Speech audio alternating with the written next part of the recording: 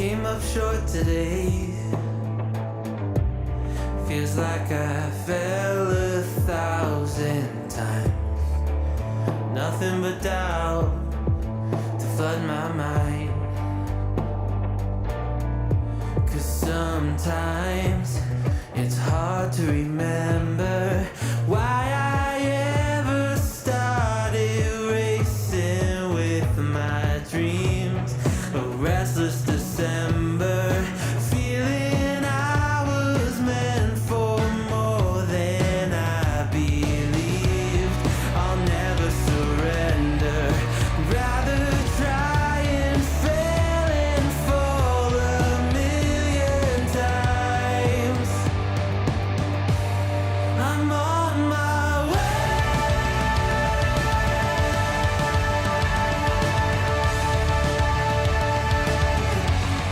I'm on my way.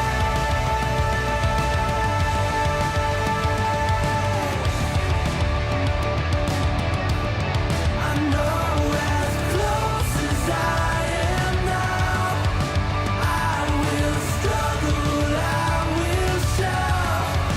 There's no stopping, there's no doubt. I'm on my way. There's no stopping, there's no doubt. I'm on my way.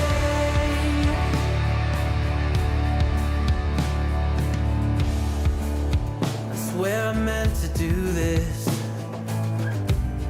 I'm told that love would never lie. Where my head has met my heart and they are beautifully aligned. But sometimes it's hard to remember everything I've done that's brought me to this space. I started with embers, now a raging fire is burning in its place.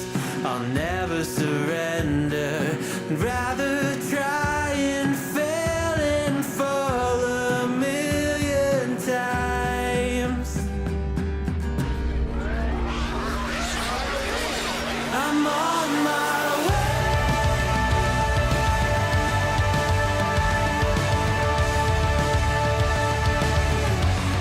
I'm on my way.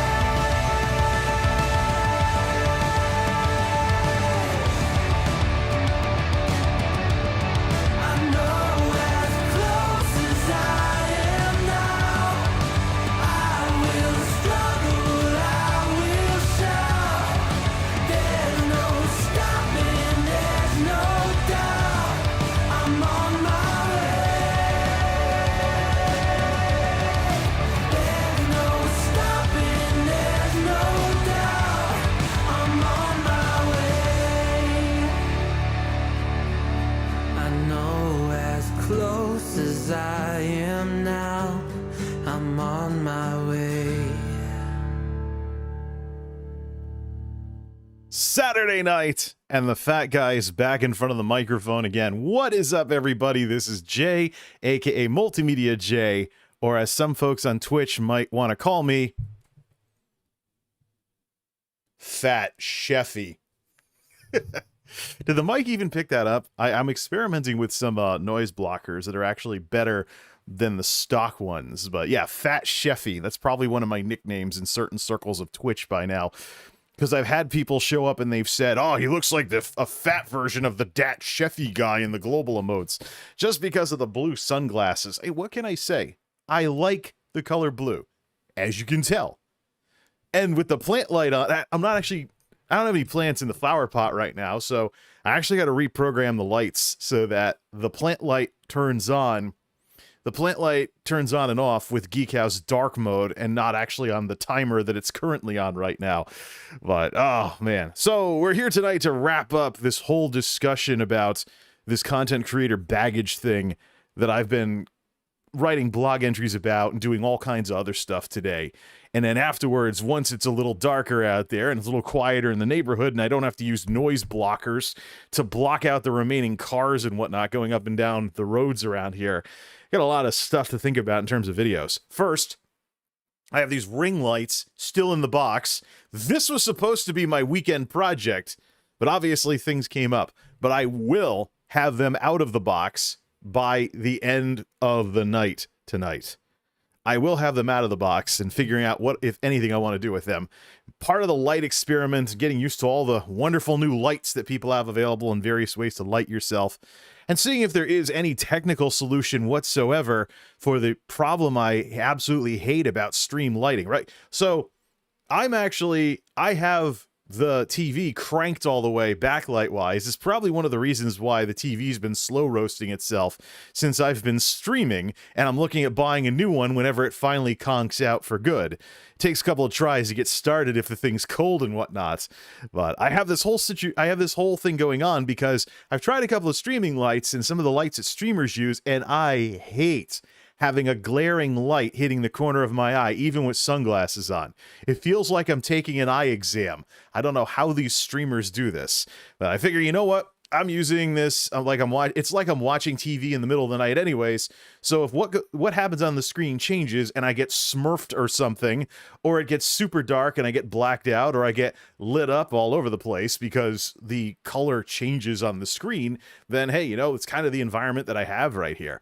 I'm not going to pretend I have the perfect environment for streaming, although this Nexigo camera is so much better than the Logitech that I started off with.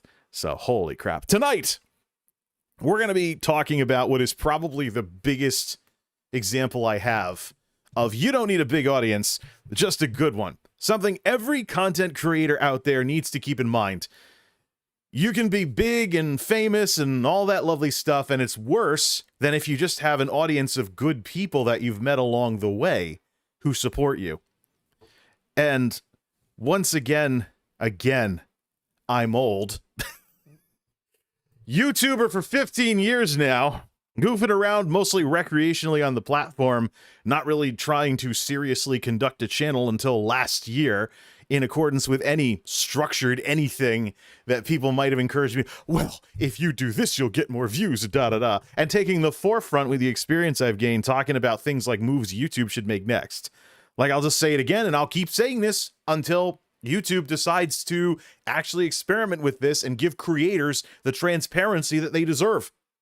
I want to know if mid-roll ads pull their weight, or are people getting insulted away from watching more of the videos because of ads that fundamentally represent pennies out of the ad revenue. Right now, creators have in Creator Studio a breakdown by ad type, which says that the skippable ads that annoy the living daylights out of people if they're in the wrong place are 75 to 85% of the ad revenue on the channel because it's what YouTube sells the most of. I want to see that split even further so I can drill down and see what percent of that huge split is pre-roll, mid-roll, post-roll, and cut the mid-rolls where they don't pull their weight. And I think if YouTube knows what's good for them as a platform in terms of getting more people to watch for longer periods of time, they will think the same way, that giving up some pennies of ad impressions would be worth people being bigger fans of the platform. Because you're not running into a situation where some algorithm screws up somewhere and you get 4 or 5 ad breaks on a video that's way too short for them. Or the big thing that YouTube needs to remember is that YouTube disrupted television with this internet video stuff when YouTube first grew. So if we're in a situation now where YouTube is worse than watching TV, that's a problem. People used to complain about way too many commercial breaks on television. Well, guess what? Is YouTube in that position now? Are there enough mid-rolls on videos that are way too short to have them that you see ads and commercial breaks more commonly on YouTube than you do on TV? Now, I realize we've progressed to the point where it's mostly older folks watching a lot of TV these days. Younger folks and even middle-aged folks, millennials and whatnot, watch video on phones and stuff like that. Lots of people are getting away from the traditional TV or using it like a monitor like what I do. But traditional television, you know, it's had to rethink how it does things. And traditional broadcasting has had to rethink how it does things. Hint, NBC Peacock and Pluto TV. Those services that are having essentially ad-supported free television on the internet, because that's kind of the world we've run into with everybody streaming everything, is that now television really should be on board with this, especially if it's old syndicated reruns and stuff, and there's some way to make it work. Who knows? Maybe it won't, and Pluto will go belly up in a year or two. I don't know. But for now, if I want to watch a lot of old-fashioned TV, it's right there on the internet. Boom. Have I? Almost never. It's no better than when I tried working for a cable company once and had free cable and broadband and used the broadband a heck of a lot more than the cable. Woo! So, all right. You don't need a big audience, just a good one. Wrote up a little something this afternoon for the blog about this whole Ginny drama with the Ginny detective thing and whatnot that's been going on. After I finished my final discussion on the matter and having left the KIRL scene, as well as I'm going to call it the OTK scene, I'm going to call it the OTK scene for the rest of the discussion here. It's also, yeah, it's the OTK scene. You're talking the One True King org that S-Fan and Asmongold and the rest of them founded. So I left all of that because I'm just sick of the persistent drama. I went and looked at my tweet history. I had a similar falling out with these folks in November of last year. So this is not something that I haven't seen before. It's the sort of thing I've already encountered. And once again, Twitch persistently contributes the worst elements of my experience in online media. These streamers that are entitled and full of themselves and think the world should watch them just because they can look pretty on camera and play some video games. Ridiculous. Absolutely ridiculous. And it's unique to Twitch because Twitch is unique in the sense that they doubled down so much on live streaming and stopped their, and I would dare say, technologically deprecated their expansion into video. Something they were doing in 2015, 2016. They were doing that. They could have been a competitor, but now you have YouTube and you have Facebook that are doing the same thing. They have strong, or should I say growing, streaming presences with strong video capabilities. Where's Twitch going to be when YouTube and Facebook get more mature? Where's what's going to happen? So it's all part of the Twitch Bowl effect, that thing I keep constantly talking about. If people don't want to hear it, it's just the way life is. You know, you have all these streamers out there that don't realize just how much Twitch has them big time. They just don't realize how much Twitch just has them hooked into this model. They don't realize they're caught up in the business decisions of Twitch, the corporate influence of Twitch, the marketing of Twitch, and they just start drama and even try to commandeer YouTube because of Twitch's problems. So, right on cue. Right on cue. I mean, once again, something bad has to do with me and online media. I can always tie it to Twitch in nearly all circumstances. I mean, what have YouTubers been doing? What have YouTubers been doing with this kind of thing? What exactly have YouTubers been doing with this sort of thing? There's been a couple of situations, maybe a few, but they're few and far between. I mean, anybody who is really starting trouble on YouTube stands out a lot more because there's less of them. I mean, I can tell you about channel after channel after channel, especially with some of YouTube's policy redos recently that are targeting more toxic content. Like, for example, the hateful conduct policy now talks about things that are essentially drama videos. And if you're going to opine on someone else, you need to keep it respectful. It's right there in the advertising guidelines, which I'm sure have crossover into the community guidelines. But there is some element of YouTube wants more people watching. They want the platform to be more welcoming. They want more people watching for longer periods of time. So if you have people that are intimidating viewers and potentially creators off the platform, you don't want them to be thriving as much as the people making wholesome entertainment. And the people that aren't just taking the easy way out to try and grow a YouTube channel. There's been some really good creators that I've been introduced to just in the last couple of weeks on YouTube. One of them is a mechanical guy who tinkers with old trucks, particularly diesel trucks, known as Diesel Creek. Yeah, I'm from the woods. Yeehaw, I'm from the country. Here's a guy that's getting old trucks working.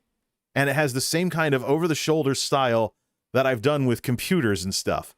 Except it's somebody doing old trucks and doing this with old trucks and things like that. Yeehaw, out in the country somewhere, trying to get trucks going and keep them running on a farm somewhere.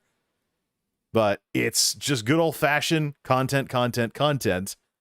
No getting caught up in all this other crap that these Twitch streamers are so prone to getting themselves wrapped up in, even if it's detrimental to who they are as content creators. Now, let's take a good long look at this.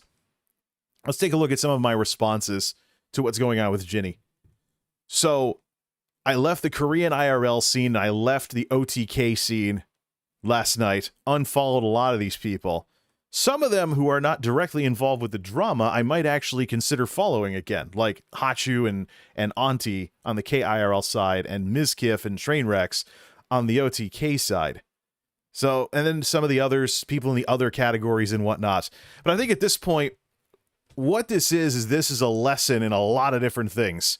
If you're a content creator and you are entering a part of some site or some platform like YouTube or Twitch, and there is somebody who is doing well, don't use that somebody who's doing well as a shortcut to growth, because if something happens to that someone who's doing well, it will negatively affect on you as well and hinder your ability to find your own voice and essentially carve out your own path on all of this. That's what I think is going on with the KIRLs and Ginny. They really need to look at finding their own voice. Why should someone watch Yugi, Hachu, Tyongi, etc. other than their Ginny's friend? I realize she introduced a lot of US English folks to these people, but it's a little unfair to just keep constantly relating them to the big 4,000, 5,000 concurrent streamer that introduced you to them. Yeah, I think it's just unfair. That'd be kind of like if, say, let's make up two fictitious people here. You go to work somewhere, and there's a coworker named Bob. Bob introduces you to Joe, Mike, and Tom, and then Bob does something bad and gets fired. You don't want to be that person who's tied to Bob and the bad stuff he did that got him fired, and you want to be given a chance to be yourself and also establish professional relationships with the other coworkers. So the Bob situation, fundamentally, you should be working to make sure that you don't look like just another Bob or something like that. That's what I think is going on here with some of these creators. It's just that, if you want to amount to anything with any of this stuff, you got to put in the work for yourself. Riding coattails only does so much. And if something happens to the person whose coattails you're riding, now you got to rethink all of that. And most importantly, your audience needs to rethink all of that as well. So that's the whole situation with what's going on here. But if we look at what Ginny has done, Ginny has been successful, undeniable, and probably the most comical moment of the day today. And today was pretty wacky, by the way. I was trying to disinfect my humidifiers by putting Listerine in them with some of the water, and the Listerine actually got vaporized, and it set off the smoke detectors when it fogged up the house enough. So I've had a rather bizarre day trying to clean out humidifiers. I've done it with vinegar before and didn't have any problems, but Listerine sets off the smoke detectors. Note taken. Now I got to figure out how to clean that stuff out so that they don't screw everything up again. But anyways, the most comical part of the day, besides that, was when I was like, you know what? This all reminds me of something. I cranked up Weird Al Yankovic's TMZ song from, I believe it was from 2011, the Alpocalypse album. It was a parody of Taylor Swift. And so it was a parody of Taylor Swift's You Belong With Me. It was about becoming a celebrity and all those people out there who are stupidly obsessed with every single thing that you do. You become just famous enough to have everybody digging into your business like you're the gossip king or queen of Hollywood. like you're tabloid bait, just because, I mean, the lyrics themselves say you're sort of famous, a minor celebrity. So you cross some threshold, and now people won't leave you alone. Hilarious song. I highly recommend it. But even more hilarious today because this is her situation. She absolutely has been successful. One of the biggest female influencers in the world on multiple Stream Hatchet lists that keep track of this kind of stuff. So she's gotten some accolades that way. Also, recently, I believe it was with GlitchCon, she had the most used emote on Twitch with YYJW. So people may think, yeah, okay, 5,000, 6,000, 4,000 concurrents, which is big for Twitch, by the way. 5,000, 6,000, 4,000 concurrents, big on Twitch. That doesn't really amount to much. Actually, no. It's big enough on the internet to be serious enough. Big enough on the internet to be serious enough that she might start being treated like some of these celebrity gossip folks and whatnot. It's just, that's what all this reminded me of. Because of the Streisand effect, we mentioned last time that the algorithms introduced me to, because of the Streisand effect, we mentioned last time that the algorithms introduced me to her videos, to the videos that she was upset about. She did a response to the videos, and the robots introduced me to the videos that she was upset about. Well, since then, there's been even more Streisanding going on with even more creepy uncle algorithm type things. And she has, and I have actually seen the videos that are based on those videos that had links to this entire forum site that had been set up dedicated to the people that are digging around throughout all the drama and trying to spread it. And I'm like, oh boy, now I've really wound up on the other side of this argument. Look at all this. Look at all these people trying to piece together dots, or trying to connect dots that don't exist, just doing everything possible to try to ham this drama up even more and make it even more ridiculous. Because there is some ridiculousness in this stuff. If you look at those videos with a critical eye, don't get caught up in the presentation, you're going to find yourself going all lawyer at some point. Objection calls to speculation, objection hearsay. Because if you take a very close look at the way the narrative is spun in those videos, there is a persistent pattern, which, by the way, if you know anything about how malicious people lie to somebody, one of the worst ways someone can lie to you is by mixing the truth with lies. So people mix the truth up with lies. It's kind of like, oh yeah, have this glass of water. I only put a little bit of ghost pepper hot sauce in it. It's still going to be cool and refreshing. Yeah. Would you drink that? Probably not. Unless it was some kind of food dare or something along those lines. But it's just the thing. I mean, so what you see with these videos is very similar to what you're going to see if you watch a conspiracy theorist. They may have a compelling presentation, and you may be tempted to believe what it is that's being presented in the video or in the movie or on the DVD or something like that, until you actually take a close look at the way information is being presented to you. The way these people get you to believe the narrative they're trying to spin is through a simple little formula. Speculation plus documentation equals maybe you're going to fall for it. Yeah. That's what I noticed with these videos, these drama videos, is they included a ton of documentation.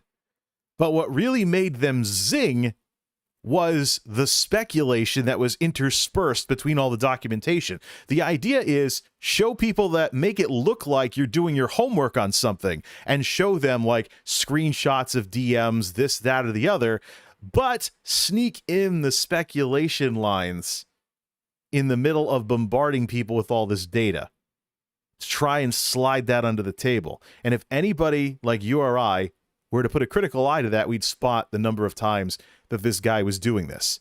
That's the credibility problem with these drama videos. Is that, okay, you can show me Discord logs, and you can show me chat logs from Chatterino, and you can do all this other stuff. You can show me all of this. And yet, I have to pick out the little bit of speculation that you do not have the facts on, that you tried to sneak between fact A, fact B, fact C, speculation D, and fact E. That's how this stuff gets slid under the radar. You want an example from the conspiracy theory world? Take Alex Jones, for example. Yeah, that guy. I remember watching one of his movies about how the government was out to get us and stuff like that. And he talked about the Spanish-American War. And one of the key events that sparked the declaration of war against Spain was the sinking of the Maine in Havana Harbor. I believe that's what it was. Sinking of the Maine. It's like the Remember the Alamo moment for the Spanish-American War. So that was the key event that drummed up support for going to war with Spain.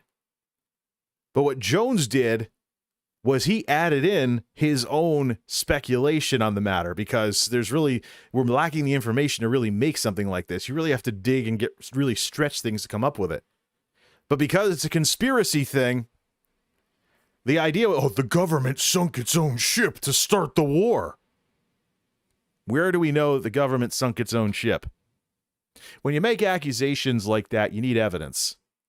But what you have, if you're a conspiracy person making something that you want people to not second guess, you make it about 80% facts, 20% speculation, and slip in the speculation somewhere between facts that people maybe they can verify, or maybe you can present it in a convincing fashion. And that's what this guy did in his videos regarding Ginny.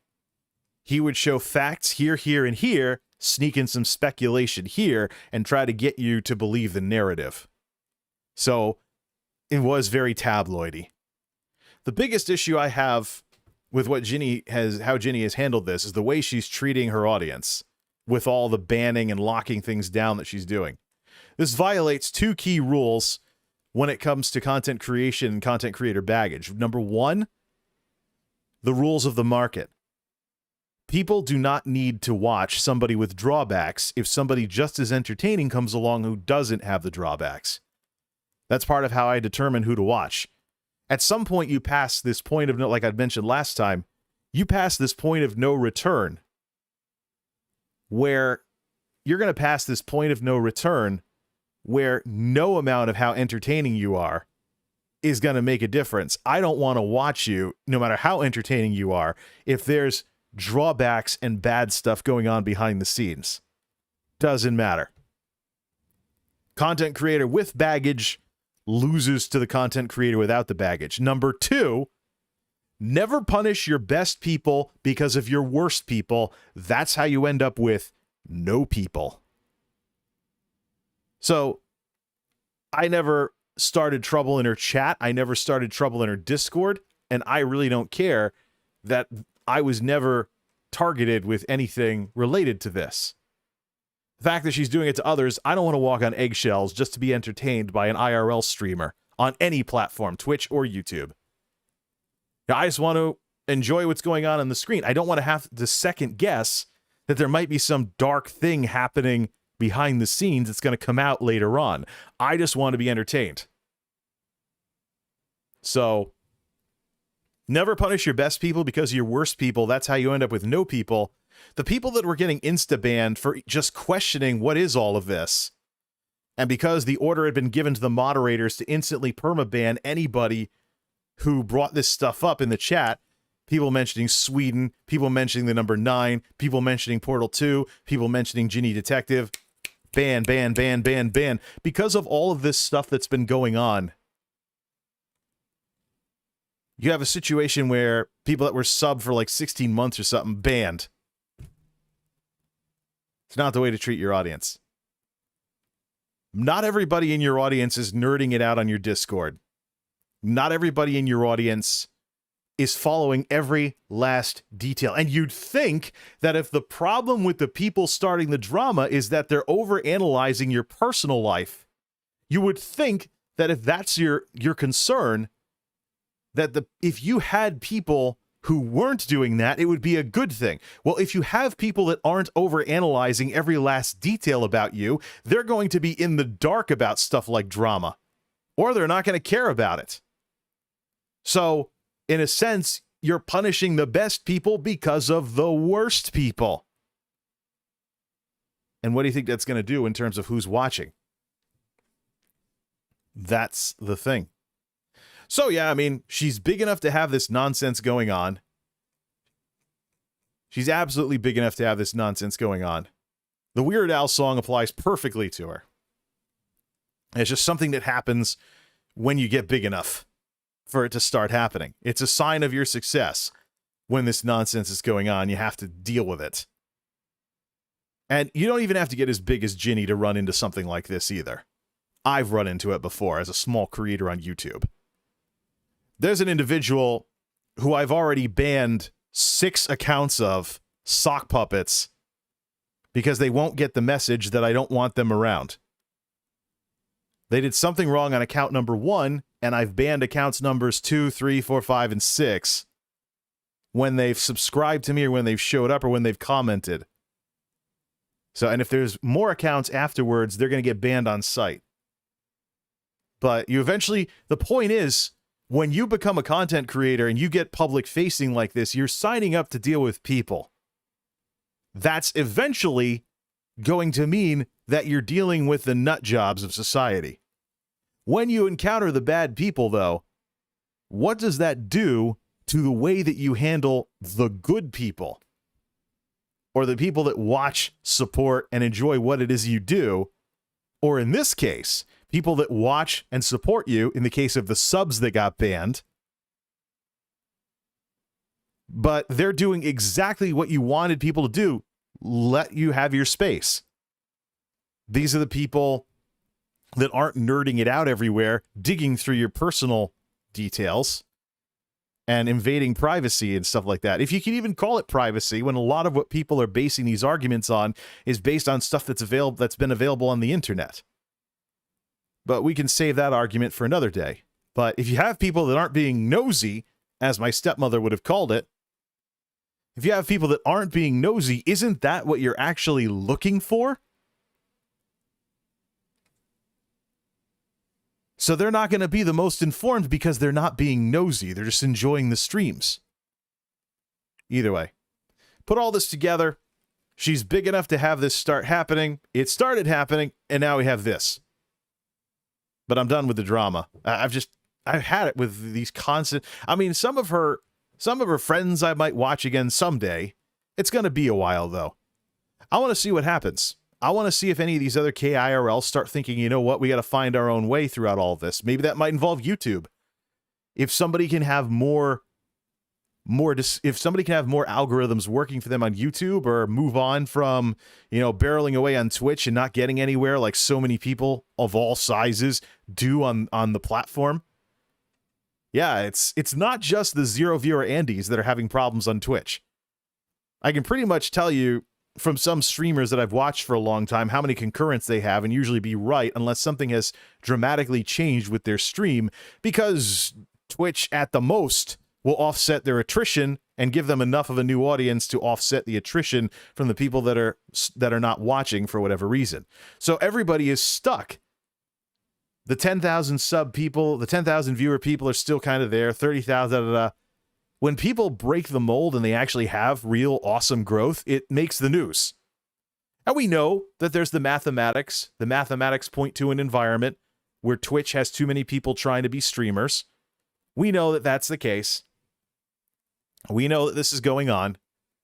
And we know that there's other technological and other administrative shortcomings over on Twitch. We know there's all this stuff going on. But it's just crazy, man. But yeah, I'm looking to close the book on this discussion, and we'll see what happens. I mean, there's other people I could be watching, mostly on YouTube at this point.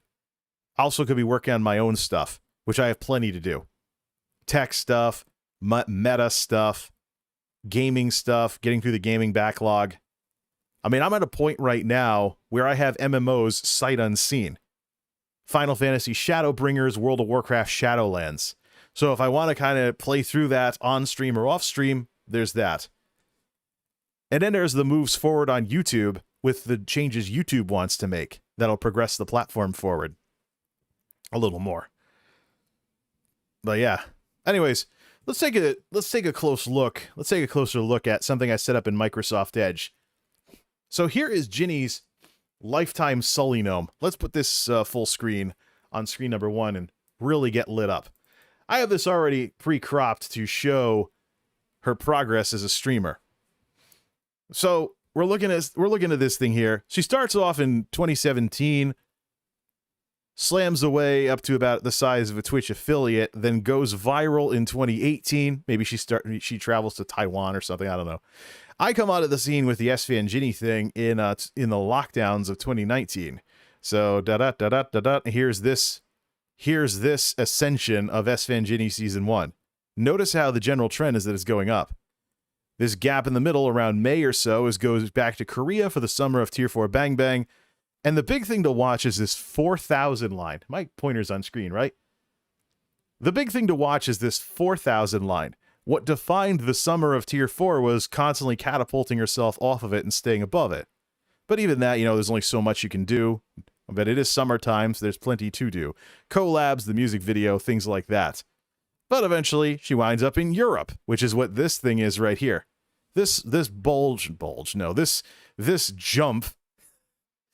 There's not really any kind of bulging going on in this graph. It's vertical.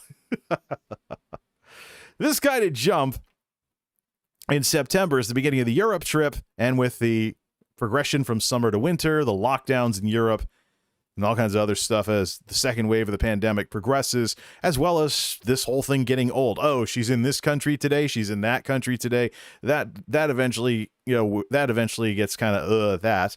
At which point she goes to Texas. Here's SFan Ginny season 2, the huge jump around December. Yay, the band is back together again, but we see a progression, or a regression, I should say. Unlike last time where it was like this, because it was something new and special, this time it declines, and it declines rather sharply. Then there's another gap around here where she goes back to Korea, is in quarantine, and boom. So we look at, if we bring this down to 365 days exactly, we see there's season 2 right there. Here's the gap going back to Korea, quarantine for 2 weeks, and so bam. The video came out on February 22nd, which is this gap over here, over on YouTube, and here's the next stream. So the thing to watch for as this whole story progresses is, what is the relationship between the average concurrence and 4,000? The line that during the summer of Tier 4, she was constantly catapulting herself off of, essentially. Except for a few things here in the month of June and stuff like that. So, took a while to get everything going again, and then persistently above 4 grand, and now here we are. We'll have to see what happens. We'll have to see what happens with all of this. But the reason why I'm bringing this up is because, again, this whole thing with speculation and all these conspiracy people. Look, you always have to differentiate between facts and speculation. Just like with these videos. Just like with these screwy videos that people are making of her. I mean, the videos are problematic. We talked earlier in the show about mixing together speculation with documentation. So that way you see documentation and you think it's a solid argument, but little do you realize the person making the YouTube video is slipping their own opinion in when you're least likely to notice it. Things that are not, something you can infer from what's being shown. Not from the numbers, not from the screenshots, not from things like that. Anybody who would not at least try to make it look like it wasn't facts is being dishonest and disingenuous towards you. They're trying to snooker you. They're trying to get you to buy a bag of goods. So that's the big reason why with that number, I made sure to use speculative terms like let's watch and see what happens. But yeah, she's big enough for this to start happening. It's a miniature version of the goofy stuff that happens with celebrities. It reflects very badly on just how stupidly obsessed people can be with people they watch and enjoy and every dumb little detail about their private lives. But at some point you get big enough, this stuff starts happening. It's just the way people are, and it's disgusting. So I mentioned a couple other situations too, and I'm actually also mentioned an issue with women as streamers. Probably one of the biggest things that bothers me the most about this is this pressure that women face to appear to be single because it might be better for them as a streamer. If they either stay single when maybe they want to get married and have a family or something, or get a boyfriend or girlfriend or whatever, maybe they don't want to be the way their audience wants them to be. But there's ways to earn more money if people think that you're single. And this whole thing it's about as bad as the gossip stuff with the celebrities. It's some element of a collective expectation that is created by the way things are with people. It doesn't reflect good on people at all. And it's just insane. It's absolutely insane that somebody in their 20s has to feel pressured to pass themselves off as being single, even if they don't want to be single, just because it's better for them as a streamer. Mentioned a couple of names in the blog entry, which I'm going to pop back up here real quickly to read it all off. There were some incidents. So we have the Ginny incident. There was an incident with Pokimane where people are like, oh, does she have a secret boyfriend? Who cares? Amaranth, does she have a secret husband? Who cares? And then there's Berry. I mentioned Berry because of what happened with the 1-week ban with her. In the video, the horrible video that got Streisanded all over the place. If you put a translator to the things the crazy, the guy was saying in his drunken rage, you heard the word divorce. And that made it into the articles that were written about that whole fiasco. Here's the thing. It is most unfortunate that I've been around people on the internet who take things the worst way possible for so long that I can predict something like this. But unfortunately, it's so disgusting what I've seen in terms of how people treat each other on the internet that I don't think it's beyond the realm of possibility. That somewhere on the internet somewhere, there is, in some remote corner of the internet, there are some terrible people out there who are spinning this narrative that she wants to become single again to help her career as a streamer. Yeah. And it makes me wonder about the celebrities that have done this kind of stuff. Gotta stop doing the sighing thing because the mic blocks it out. That's what it sounds like. Nah. Yeah. About that cutout. But it makes me wonder about celebrities. I grew up with people making fun of celebrities for persistently getting divorced and never staying married. I was there when there was the infamous 48-hour Britney Spears marriage and crap like that. And I often wonder, is that part of the act? Is that part of what drums up the publicity that turns into money? It's terrible. So I can't stand this whole idea that, oh, women have to pretend to be single and they can't actually live their lives in their 20s if they're a streamer or a YouTuber or a celebrity or something like that. It's just because there's so many people out there want to pretend that some stranger that they might have never met except for watching videos or something, which could be an act for all you know, is some kind of waifu or something. And it's, some people actually ham that up, that old anime thing with the waifu and everything, someone's fictitious wife or something along those lines. These things people do when they watch anime or something. It's just crazy. It's nuts, Build real relationships with people. Don't expect something through the internet to in any way be even close to that. Don't get caught up in this nonsense. It's ridiculous. The time that you spend fabricating all this in your head is time you could spend doing something that's going to help someone out, or something that's better for you and the people around you. It's just, yeah. So this whole idea of women have to feel pressured to either be single, stay single, become single, or present themselves like they're single. It's just absurd. You really expect somebody in their 20s to not have a significant other? Is it really? I think it's completely unreasonable expectation that people that are in these lines of entertainment have to feel pressured in any way to do any of this stuff. And again, I even brought up the wild idea, what if you had a streamer who was a swinger, who had little flings in multiple countries around the world and never had to buy an Airbnb? I floated the idea as I was writing the blog entry without actually saying explicitly that I'm open to the idea that somebody maybe, they do sleep with a lot of folks as they go all around the world. Maybe there's somebody out there who's doing that. Don't think it's going to be the case with any of these KIRLs because of the heavy family influence in Korean culture. But, if there was somebody out there who never had to pay for an Airbnb because they had boyfriends in every country they IRL streamed in, no scandal as far as I'm concerned. That's their business. If that's the way they want to live their life, there you go. You know, who's it harming? Is it against the law? Is it anything formal at all that requires some kind of intervention of some sort? Those are the questions to ask. But otherwise, what consenting adults do on their own time is their own business. The end. So it's nuts, absolutely nuts, that people have made such a big deal about this whole thing. When in reality, as far as I'm concerned, I think it's a situation where someone got big enough that they couldn't even handle how big they'd gotten for a while. And I can tell you, when it comes to your audience, like we've talked about with you don't need a big audience, just a good one. Ginny's been somebody I've been worried about for months, roughly about the time this drama's been going on, because I've had run-ins with, in her Discord and in her chat, more toxicity than any other streamer I've followed. And I was like, this is a repeat of what happened with some of those YouTubers that didn't curate their audience and they got so big that they couldn't handle the audience they attracted, like some of the angry reviewers that I've seen come and go. But there was an incident where I was trying to meme in the chat and be funny. She was wearing a black and white striped shirt, and you know, the Taiwan tabloids called her Penguin Girl because she has this penguin suit that she's worn on stream before. I was like, maybe they'll go from Penguin Girl to Zebra Girl now. Ha ha ha ha ha.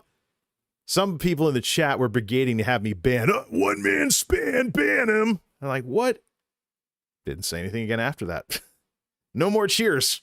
Haven't cheered since, I don't think. No. So, and then there was in the Discord. Oh, man, the Discord.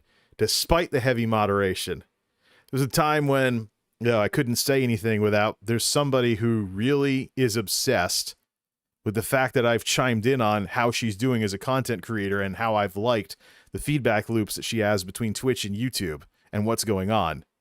That's, by the way, where her Discord is, I joked about being called Fat Chefy at the beginning of the show. Well, the joke about me looking like the Dat Chefy guy, because I'm wearing the blue sunglasses in a blue environment like this, is from her Discord. So, Dat Chefy, Fat Chefy, that's from her Discord.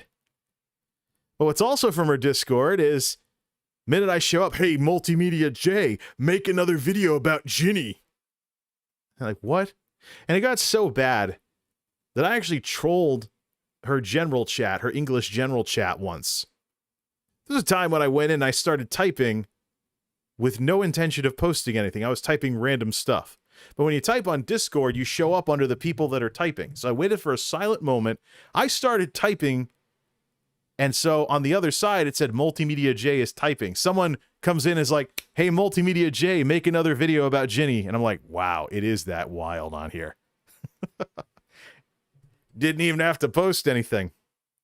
So yeah, I knew something was brewing. I knew there was something going rotten in her audience.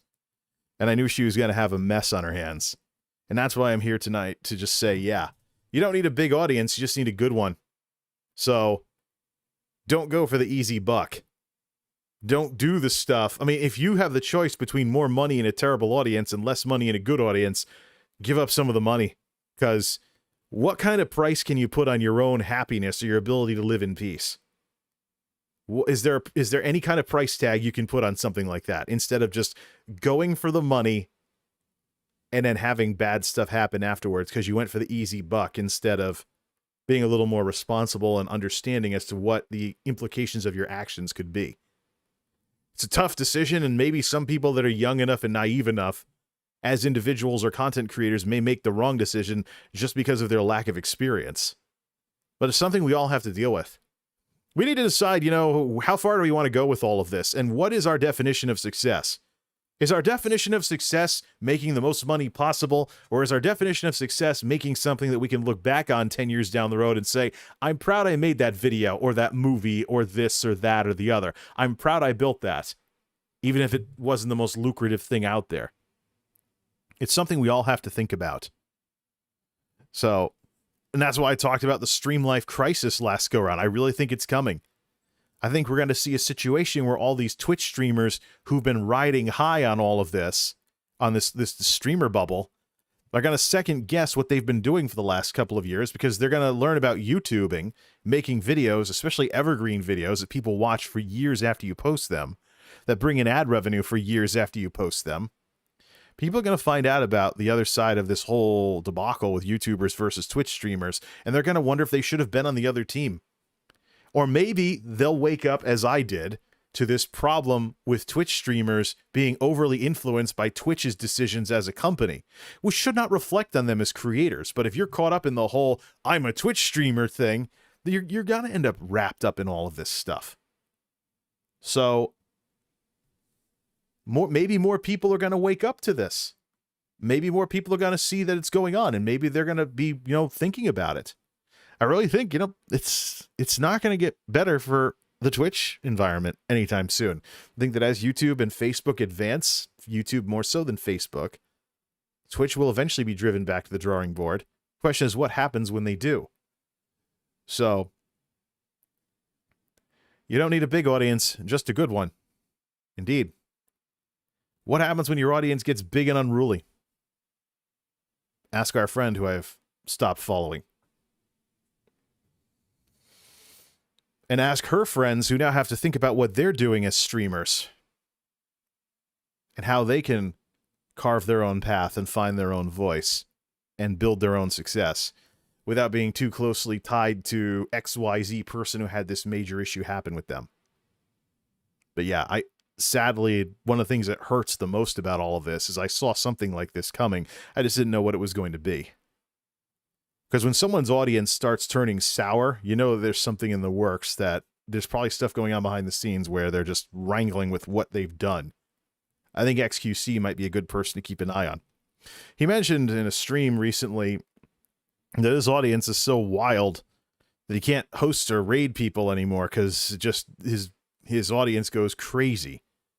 And he gets lots of nasty letters from the people he hosts and raids. So he just doesn't do it anymore. Not the first time I've seen this. On YouTube, in years gone by, if a Silent Rob fan showed up in your comments, it was probably all over. Same thing with Irate Gamer back during the heydays of all those controversies. It's just certain folks that, if you'll take any audience you can get, that means you'll take a bad audience and you won't actually try to take charge of what's happening with your channel, and you eventually end up with an unruly group of people that are going out doing stuff you don't approve of in your name and dragging your reputation through the mud. Some people nowadays would call this brand damage, or they're hurting your brand or whatever, but don't dehumanize yourself by calling yourself a brand. You're a person, you have a reputation. Even if you act out a fictional character or a persona or something like that, you can, rethink this if that's the case, if it is fictional, if it is an act. If there is something that's not all that humanistic that is driving all of this. But fundamentally, this internet stuff, as much as it's not known for having anything to do with social skills, is about the social skills. Especially when the people that talk about building a brand flip things around and talk about building a community. Oh, so now there's the human side in play here. You're talking about building a community. You're talking about something that is essentially some kind of relationship with other human beings. Okay. Well, if you were trying to run a bar or a restaurant or a nightclub, what kind of patrons would you want coming down to? Would you rather have less people buying drinks in your place and you're making less money because your clientele isn't trashing the place, getting completely slammed every weekend? This isn't just an internet thing. It's something you have to think about with any kind of venue thing that you're doing. So, you can take the easy way out, the easy road to lots of money, and then have an audience you can't handle. And this is not the first time I've seen this. I think I'll see more of it. I've seen it before, so I know I'll see it again. So that's one of the reasons why this doesn't surprise me. I'm old enough now to where I'm like, yeah, seen it before. It's unfortunate to see it again, and I hope her situation gets better. But she's big enough to have this nonsense start happening. It's technically a sign of her success, even if it's disgusting what these people are doing. But I just want to be able to watch and enjoy someone's live streams or YouTube videos. That's what it boils down to. Market forces, as usual. If I have to pick between somebody with baggage and someone without baggage, guess who wins? And if I have to pick between somebody who punishes their best people because of their worst people and someone who doesn't, guess who wins? And once again, like I said last time, I'm the low-hanging fruit. I'm the guy who's actually coming out and saying that I'm doing this. For every one of me, there's a bunch of people out there that silently come and go. And you're left guessing why. They won't say what their thought process is. They don't have to. Feedback is a gift. So, you don't need a big audience, you just need a good one. You want to have a constructive fan base? Go for the constructive fan base, even if you're smaller, even if you don't make as much money, even if you're never a full-time creator. Because the state of what you are and what you put up with reflects your priorities.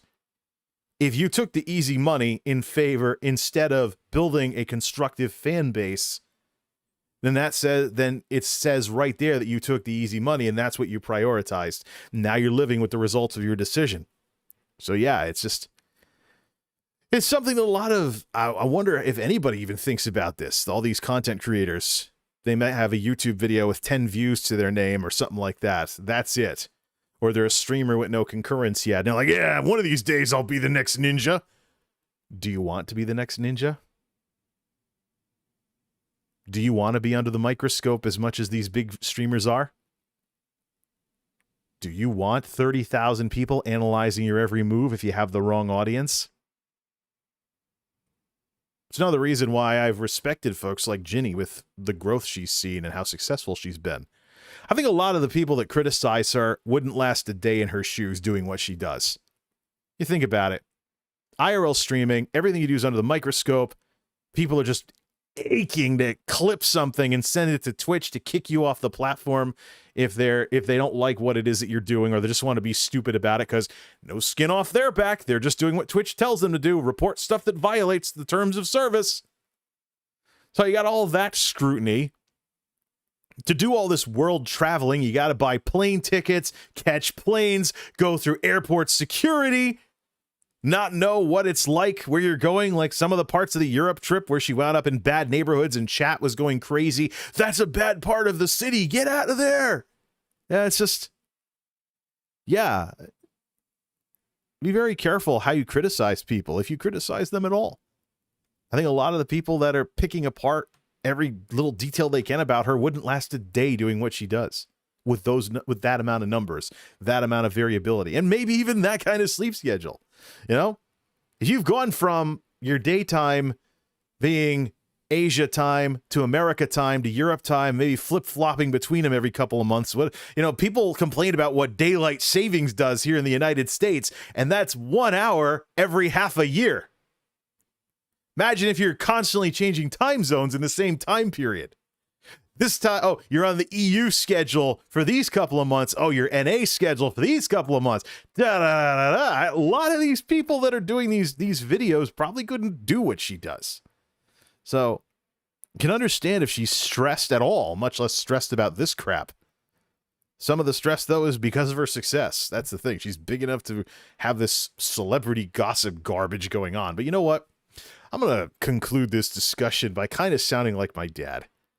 So I remember my dad talking to some people about how we back then it was the 90s, so 20th century Americans focused on stupid stuff so much.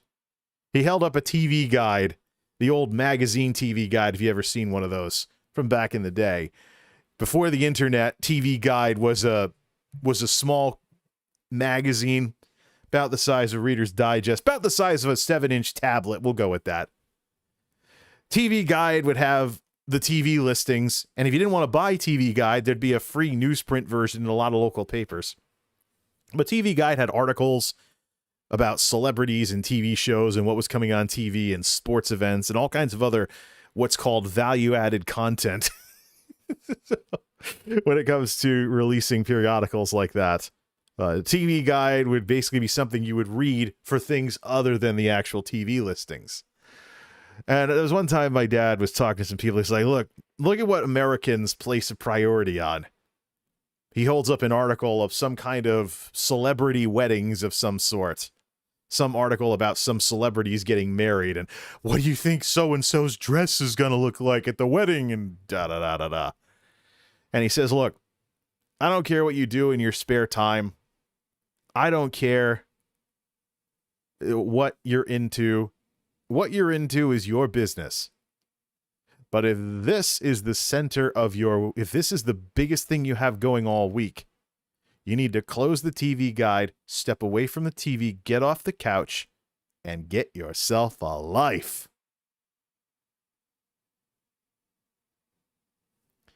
If picking apart people who've found some form of success on Twitch, a smaller platform than YouTube, lest we forget, is what your life's mission is, if picking apart and destroying people via cancel culture is what you're all about, you need to turn the computer off, step away from the computer, put your phone away or whatever, and get yourself a life. It's way better and more constructive things to do out there. Or heck, more positive things in general. Maybe, smile at someone or do what I've been doing on some of the better TTV enabled Twitch streams. I'm trying to set a record for use of Peepo Happy and Wide Peepo Happy. If someone's doing a chill stream, I'm going to have that big happy Kermit the Frog of Twitch, as it were, pop up like, oh, another cooking stream. Oh, another PC tinkering stream. Oh, the weather's beautiful today. Wide Peepo Happy. Because there's so many people that are either neutral or negative that somebody who's legit, smiling about something these folks are doing, maybe it'll brighten up their day or something. Yeah, so all the other streamers out there that I might be watching, make sure you have better TTV enabled and Wide Peepo Happy available as one of your emotes. I want to have nice, happy Pepe the Frog faces in Twitch chat and whoever I'm still watching, and when the dust settles from all this. And you know what? There's some people that aren't directly related to the ongoing drama that I might reconsider in a while, like Mizkif, for example, and Trainwrecks, and Hachu, and Auntie. But for now, we're just going to let things settle down. But this has been the lesson in all of this. This has been the lesson in all of this that I did not put in any of the blog entries except in a very summary style manner because I wanted to save it for a stream. But I think this is probably a real good example of why you don't need a big audience, just a good one. Doesn't matter if you have the biggest audience in the world if it's toxic as all heck. So are you really going to be happy? And by the way, demographics tend to cancel each other out. You have some good people, but your chat is loaded with a bunch of people just pestering you. What do you think happens to the good people? They leave and find someone with less drama to watch. So, it's like I've been saying all along. Demographics, types of people, cater your content, your moderation, your everything. Who do you want to attract and who do you want to repulse? Now, you can put yourself at risk of getting Streisanded and go like, haha, I can ban people. And you go banning all kinds of people. Or you could just cater your content so it bores the living daylights out of these people and they don't want to watch anymore because or even give them the impression that they've won. Like, haha, this person's not as popular as they used to be. Okay, let's go find someone else to tear down a few notches. Haha. And they leave thinking they've won. But in reality, all the toxic people are seeing themselves out. And you end up with a better, smaller, probably more supportive community after the fact. But these are lessons you learn as you get older. They're not things that you're going to know fresh out of college or Yonsei or whatever at 22, 23, 24. You got to get some years on you to figure this stuff out. So what's next? I think I've talked about this sounding like a radio guy with no music stuff long enough. Here's what's next. We're going to make this into a spin-off video and process it as quickly as possible, and then take a look at this stuff. I also want to get an answer on what the heck am I going to do with my YouTube cameras and the phantom syllables when I use MP4s. Is there a way, short of spending money on a Sony camera, similar to the Canon I bought last year during the lockdowns, to not have to buy that Sony camera? Because what am I going to do with the Canon camera? It's practically mint. So, things to figure out. I said, 2020 was when I kicked the tires on streaming, found its limits, and it's not all I want to do. Now, I like YouTube and the way YouTube approaches streaming a heck of a lot better than the persistently unhealthy, trauma-causing, mental health eroding, maturity blunting environment that Twitch has made popular. So, YouTube, keep up the good work. I want to see YouTube not only become a viable competitor in terms of where to watch streams, more so than they currently are, I want to see it become a healthier place for people to live stream, because their views on live streaming are a lot better for them than just grind away for 14 hours and then only sleep for 5 and wonder why you feel like crap every day as a streamer. Let's have some fun this weekend. Till next time, this is MultimediaJay signing off. Thanks for stopping by. And as Jerry Springer once so eloquently put it, be kind to yourself and each other. It's been so long since I've seen that. I hope I'm not misquoting it. MultimediaJay out.